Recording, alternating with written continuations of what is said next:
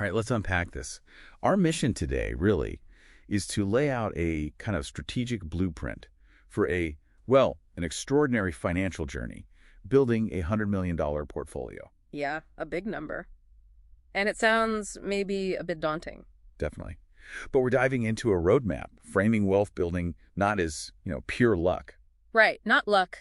More like a multi-decade engineering problem, actually. An engineering problem, I like that. And it's driven by three critical levers. That's the core of it. This isn't about some magic bullet stock pick. It's a disciplined, evolving approach focusing on three fundamental things: how much capital you deploy, your annualized rate of return, and, crucially, the length of your time horizon. Okay, three levers. How do they sort of shift in importance as you go along this path? Great question. So in those early stages, let's say when your portfolio is still relatively small. Yeah, starting out from zero or close to it. Right. Your capital deployed, basically how much you manage to save, especially if you can hit like 50% or more of your income, that is the dominant factor, hands down. So just sheer saving power. Exactly. Think of it as the brute force era. You're just relentlessly pushing as much money as possible into the system. Okay, maybe less glamorous than finding the next big thing, but that focused saving is the real workhorse early on. It absolutely is. Does that main growth driver change as the portfolio gets bigger? Oh, completely. As your portfolio grows, you eventually hit what we call a crossover point. Crossover point. Yeah, it's where the growth generated by your existing assets, the returns, starts to actually contribute more to your portfolio value than the new money you're adding each month or year. Ah, okay, so the portfolio starts doing the heavy lifting itself. Precisely. And at that stage, your rate of return takes over as the main engine driving growth. Got it. And the third lever, time. You called it a silent multiplier. How significant is it really? Time is, well, it's massive. It's the exponential force. Adding even a few extra years to your investment horizon can dramatically, and I mean dramatically, reduce the amount you need to save each month. But let's be realistic. For that $100 million target within a typical, say, 25 or 30-year career. The math doesn't lie. It often demands monthly investments somewhere in the range of $50,000 to $100,000. Wow. Okay, so that underscores a key point. Yeah, it means your career path, your business, your income generation. That's the real fuel, especially early on. It's not just about being a clever investor. You need serious income. Which brings us neatly to the idea of a phased journey, managing expectations and strategy across different stages. What's phase I look like? Phase I, that's the brute force era we mentioned. It takes you from zero up to about $1 million. And here, your laser focus, your absolute obsession, should be maximizing that savings rate.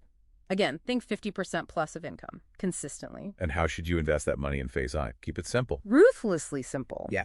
And low cost. Think 100% global equities. Broad market index ETFs are perfect here. Maybe like 80% US, 20% international, something straightforward. And using tax advantages. Oh, absolutely critical. Max out every single tax-advantaged account first. Your 401k, your HSA if you have one, your Roth IRA. Prioritize those. The biggest danger here is what we call premature optimization, meaning trying to get too fancy too early. Don't overcomplicate things. Just save relentlessly and automate it. Okay, so you hit seven figures, phase two kicks in, from $1 million up to $10 million. What changes? Right, phase two. Now your portfolio is a serious engine in its own right, and this is where strategic optimization really starts to pay off. So moving beyond just saving and basic index funds. Exactly. You'll start to evolve your asset allocation, diversify more broadly, maybe introduce some real assets like REITs for real estate exposure, perhaps some fixed income depending on your risk tolerance and the market environment. And you mentioned something called tax alpha. Yes, a key focus here is proactively managing taxes to boost returns. Strategies like asset location, which is putting tax-inefficient stuff in tax-sheltered accounts. You got it. And systematic tax loss harvesting, selling losers to offset gains elsewhere. You might even dip your toes into your first institutional-style alternative investment. Like what? Maybe a private real estate syndication, pooling money with others for larger property deals. Okay, then comes the big leap, crossing the $10 million mark, heading towards $100 million. Phase 3, the endowment model. Sounds serious. It is. This is where you really start operating like a large university endowment or foundation. You're playing in the institutional leagues now. How does the investment strategy change? You'll significantly embrace private markets. We're talking substantial allocations to private equity, venture capital, private credit, things not typically available on the public markets. And the key difference there is liquidity, or rather, the lack of it. Exactly. And here's the interesting part. That illiquidity becomes a feature, not a bug. It's often how you access potentially higher, uncorrelated returns that the public markets might not offer. You accept being locked up for the potential payoff. And beyond just investments, what else changes in this phase? Managing the wealth itself? Big time. You shift into advanced tax and estate planning, using sophisticated legal structures like DRATs, grantor, retained annuity trusts to minimize taxes when passing wealth across generations. Your role fundamentally changes. You're not just an investor anymore. You become the CEO of Me, Inc. Managing a team? Managing a team of expert advisors, your RIA, CPA, estate attorney. It's a full-fledged financial enterprise you're running. That's quite a transition. But throughout this whole journey, decades long, markets will go up and down, sometimes violently. How do you stay the course? Because the biggest risk often isn't the market, it's us, right? Yeah. Our emotions. Bingo. Behavioral biases. Loss aversion makes us want to sell low. Herd mentality makes us want to buy high. We can be our own worst enemy. So what's the defense against, well, against yourself? It boils down to a system of pre-commitment.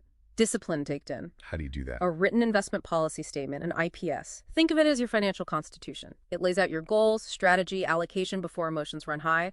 Combine that with automating your investments as much as possible. So the system keeps you honest when fear or greed kicks in. Exactly. It prevents those impulsive, emotional, often value-destroying decisions during market chaos.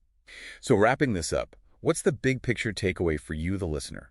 This journey to $100 million, it's clearly more than just numbers on a spreadsheet. Oh, much more. It's really a profound evolution. You're transforming your mindset, your role. You go from being a diligent saver to effectively becoming the chief executive of your own complex financial operation. And that requires more than just financial discipline. It demands self-awareness, understanding your own biases, and the strategic smarts to build and manage the right advisory team around you. It really makes you think, as your wealth potentially grows along a path like this, what kind of CEO of Me, Inc. will you need to become?